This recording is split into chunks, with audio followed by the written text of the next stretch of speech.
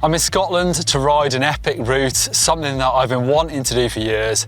It's going to be wild, it's going to be remote, it's going to have some breathtaking scenery, and it's also going to be quite the challenge. It's also a ride that I'd planned to do about 4 years ago with Rab Wardell, a Scottish mountain bike racer who had just beaten the FKT for this route, the fastest known time. Unfortunately, that ride never happened. Rab actually passed away in 2022, but I'm here now, inspired by Rab and thinking of him as I go.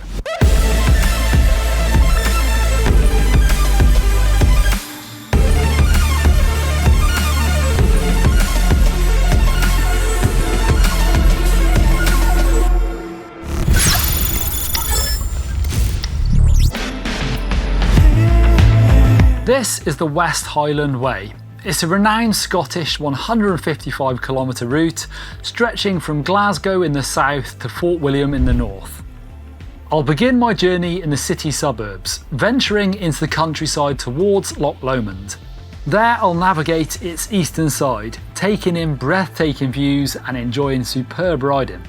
From Loch Lomond, I'll continue through the Glencoe Nature Reserve before making the final push to Kinloch Leven and ultimately Fort William.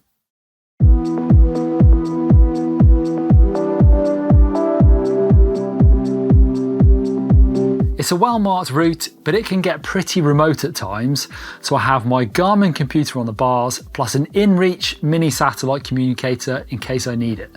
And I'm prepared with plenty of spares and tyre plugs, as I'll be riding solo. Well, I've got a beautiful day for it. Up fairly early to get out of here, decided to get up and into the hills, and there's some pretty big ones to begin with. That's about time I got on the trail, I suppose.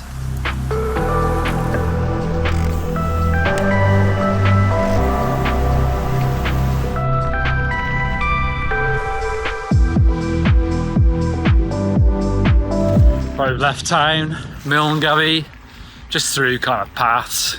Mellow start to the ride, busy start to ride though. Maybe if we set off a little bit earlier, could have sort of avoided some of the crowds. A lot of walkers on this path, but it's all good, it's a shared path. And my bell feature on the Garmin is coming in very handy indeed.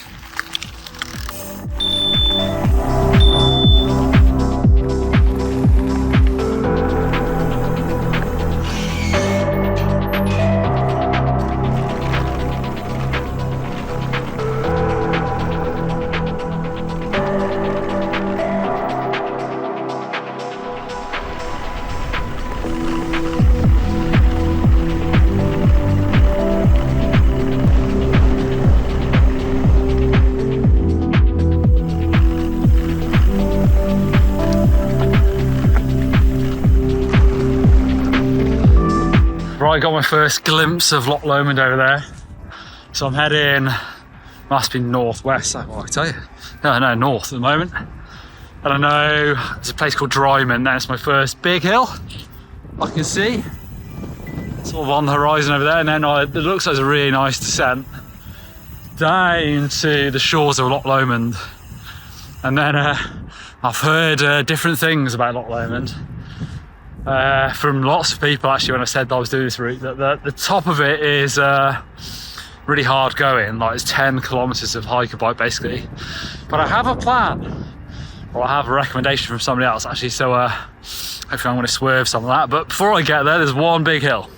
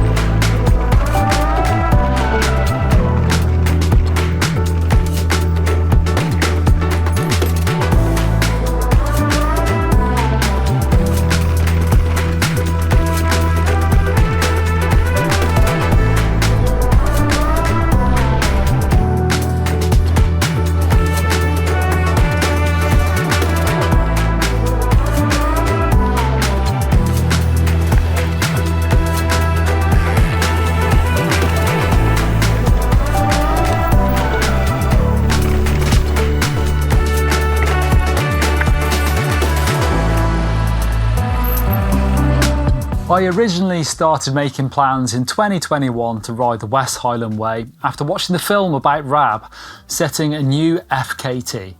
I got in touch with him because we were sort of modern day pen pals. We'd spoken many times on social media and we were going to ride together to make a GMBN film. But sadly, he passed away just a few months later at the age of 37. He was a great mountain bike racer and promoted positive health through staying active and getting outdoors.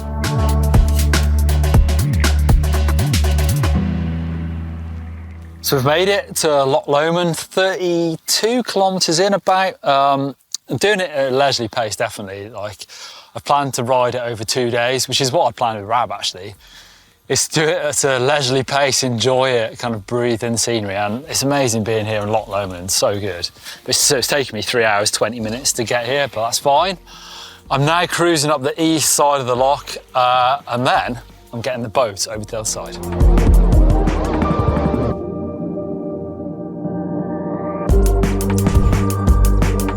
The bike I'm riding this 2-day adventure on is my Canyon Neuron On-Fly carbon fibre bike. It's a great trail epic bike. It's lightweight, which is great, 140mm travel, full 29er. For eating up the miles, that's really good. It's got that Bosch SX motor, so it's not got the punch and the torque of the full power bike, but that really doesn't matter. There's a bit of hiker bike, there's some tough climbing, but you can go up and get still 600 watts of peak power out of this thing, which is actually plenty for what I'm doing today.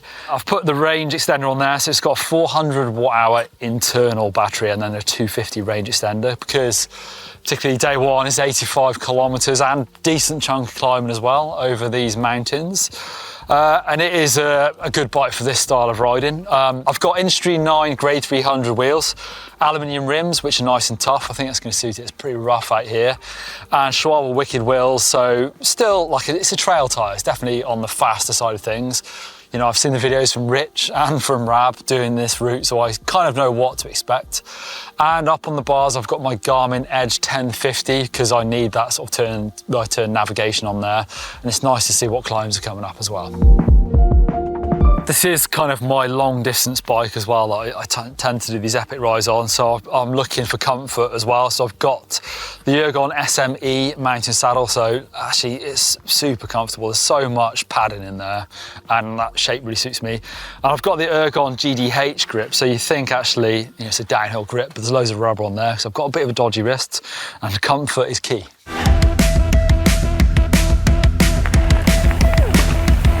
After musing over my mellow start to the ride and not being in a rush, I realised that I still have quite a long way to go up the side of Loch Lomond to make it to Inversnaid, and it's proving to be pretty challenging terrain, and I've got just over an hour to get there before the ferry leaves.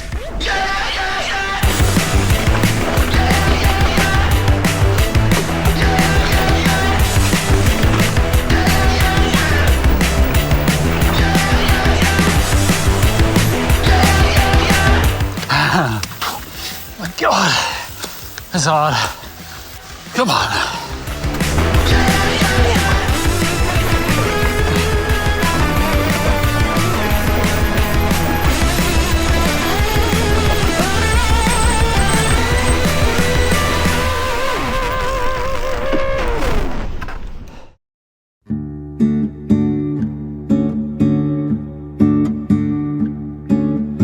So when I was organising this ride to do with Rab, and I said I didn't want to go, I'm not setting fastest known times here, I want to go and enjoy it.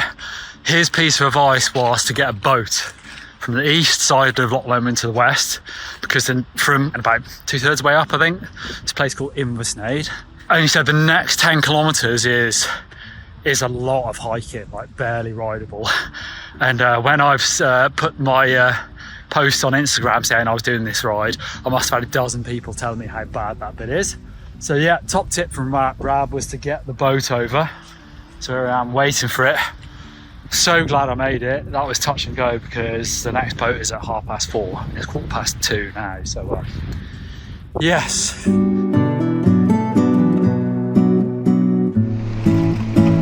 Now for a confession. My original plan with Rab was to charter a boat around this tough section of Loch Lomond, landing back at the north of the loch to rejoin the route. But I didn't plan that in time, so I relied on the public ferry to get me over the loch That left me with a long ride up the A82 in poor weather and light conditions. I decided against that. Honestly, I wouldn't recommend riding up this stretch of road. It's busy and narrow. Either plan better than I did or give yourself plenty of time to hike that torturous 10 kilometres.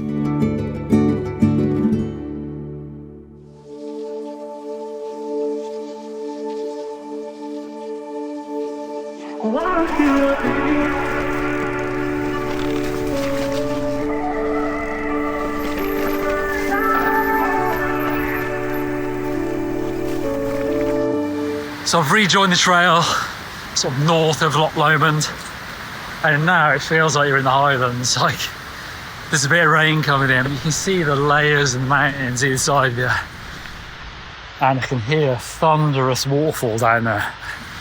This is an awesome place.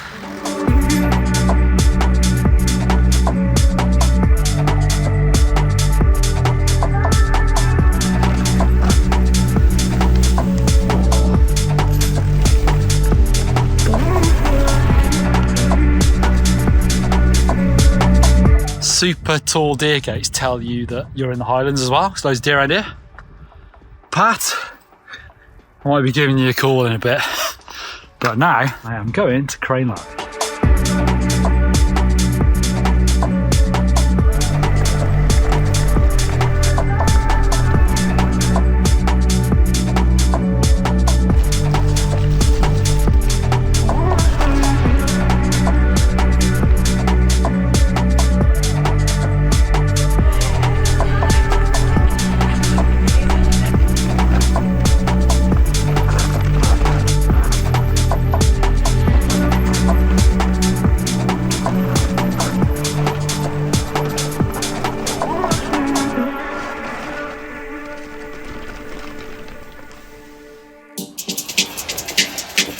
Right, day 2. We're in Craneloch and we're up early because the weather's supposed to get worse as day goes on. So, you know, it's gonna be raining and it's pretty windy. So I've got a proper day ahead of me. Right, see you in a bit.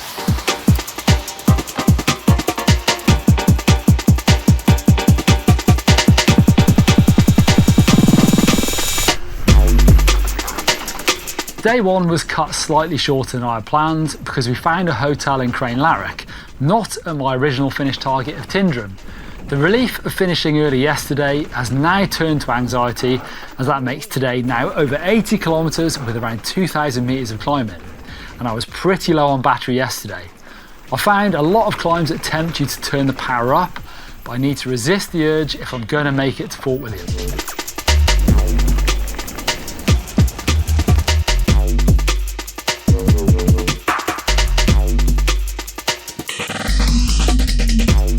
Right, 15 kilometres into day 2. I've just gone up through Tindrum and now into this massive valley, or glen should I call it. And it, somewhere I've driven through dozens of times. I used to drive up to Fort William at least twice a year to race downhill. And it feels so much different riding through, like you're in the landscape rather than driving through it. And it's an amazing experience. It feels a bit ominous. You can see the top of the peaks. I mean, they're all like 1,000 metre plus, I think, most of these, should I say, these mountains, and they're in the cloud. And yeah, slightly ominous warnings about the weather this afternoon, but at the moment, absolutely cooking along, because believe it or not, I've got a tailwind, which never happens. So try and cover the distance, and then I'm into the unknown. There's a bit of, I don't know at all, and then I get back to Glencoe, but what's between me here and Glencoe, I don't know.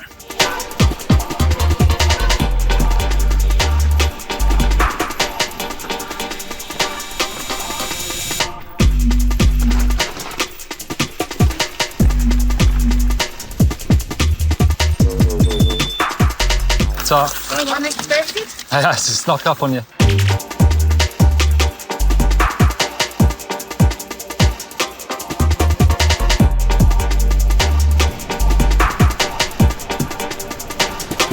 Right, so I've just crossed the main road, the Bridge of Orkney, and now for me, this is a bit I don't know at all. I think this is the Rannoch Moor section where, in Rab's video, he really suffered his time with really bad headwind. And I can't believe how good the tailwind's been so far. And it's one of those things, I'm going in the same direction all day, so in theory I should keep the tailwind the whole way, but as anyone who's ever ridden a bike knows, that doesn't work out like that. But hopefully, because at the moment I'm covering ground so much faster than yesterday, and it is breathtaking, which is what I'm here for. The scenery's unreal.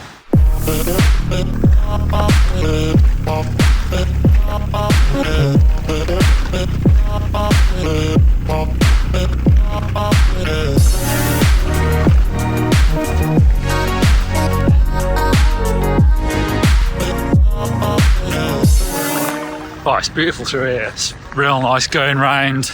Just come down a really good scent to this glen. I don't know what it's called actually, but I feel like I'm on the sort of backside of Glencoe as I know it.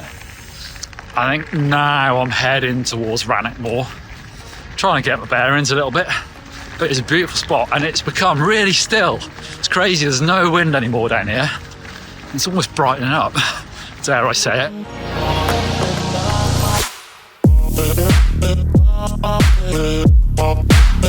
Right, I've made it to Rannoch Moor. It's quite high up actually. I forget you're like up on a plateau, and it is massive. As far as you can see, there is bog and there is rain coming from the sky. So you see why it's so boggy, really.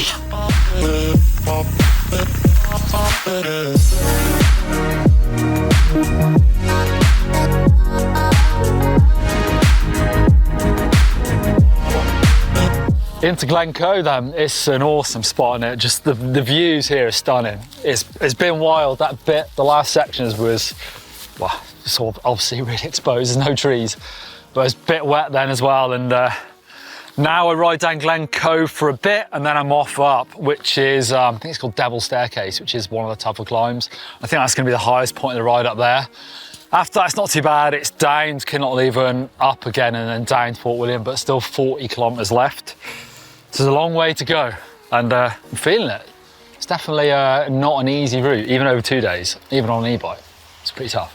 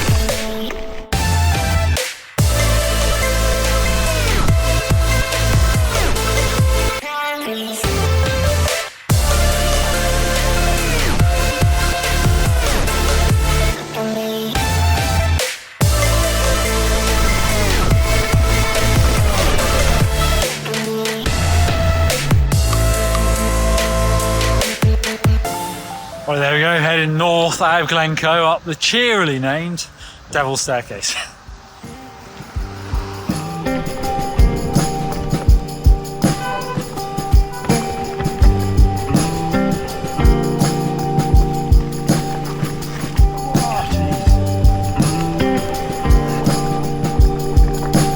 That's tough. Devil's Staircase done. Flipping out, there's a lot of push in there. Now it's downhill to Craneloch Glencoe, which is a massive relief. Although I'm sure it's going to be pretty rough, pretty challenging anyway. I'm definitely feeling it. Like, I don't know if I've said it already, but it's a tough 2 days. It really puts into perspective what Rab did in one single day, in one stint. It's pretty crazy, really.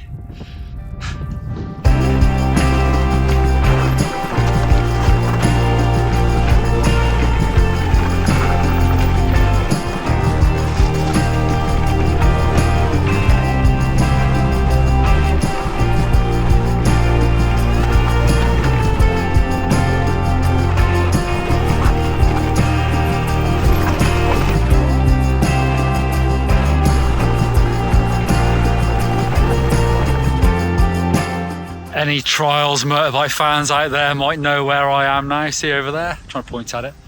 That is was the iconic pipeline section of the Scottish 6-day motor trial, which is like is it the oldest or, you know, one of the biggest motorbike trials in the world. Yeah, super famous. I'm not sure it's there anymore. I think they've played the section, but it's cool to be somewhere I know, somewhere I recognise. I've actually ridden up in these hills before as well, so getting there. I am in need of sugar. I need a can of Coke, something. I'm flagging a little bit, so let's get down to Craneloch Glencoe. Hope I can track one down.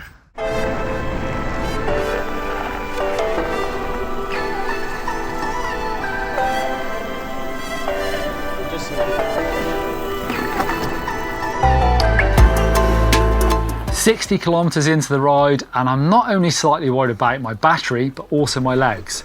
My route tells me it's almost all downhill from here, but it looks to me like I'm riding into a dead-end valley, and it got me thinking there was going to be another climb at the end.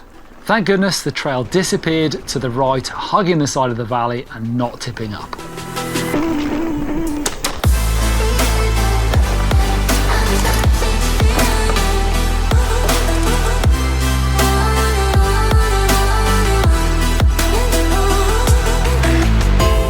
That is a sight for a sore bum. Over there is Ben Nevis, which is the highest mountain in Scotland, in Great Britain actually, isn't it? And the good thing about that is I know that the Ben Nevis Inn is at the bottom of it, the pub, but the better news is that I know Fort William's at the bottom of it as well, and the finish line. And I am, yeah, pretty beat. I'm tired. I'm just about to drop, by the looks of it, into Glen Nevis, the valley, and that is the home straight.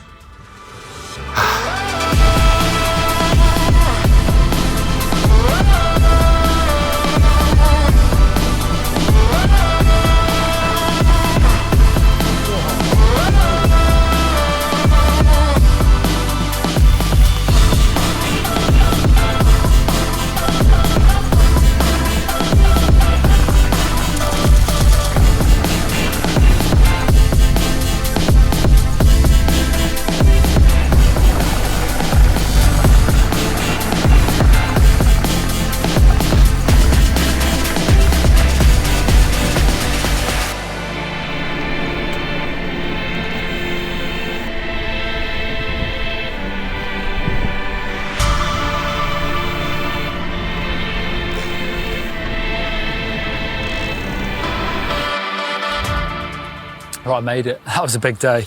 Cutting yesterday a little bit short, made today really hard. It was 82 kilometres, 2,095 metres. I'm on my last legs getting here. My bike's got still at 11%, so it's not too bad.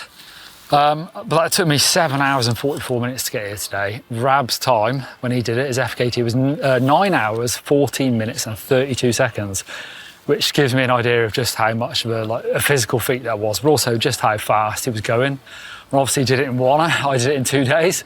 So my time's a lot higher than that, but it was great. And actually Rab finished his FKT video in this exact same spot, saying that he hoped it might encourage and inspire someone else to do it or do something fun. And it did, he did.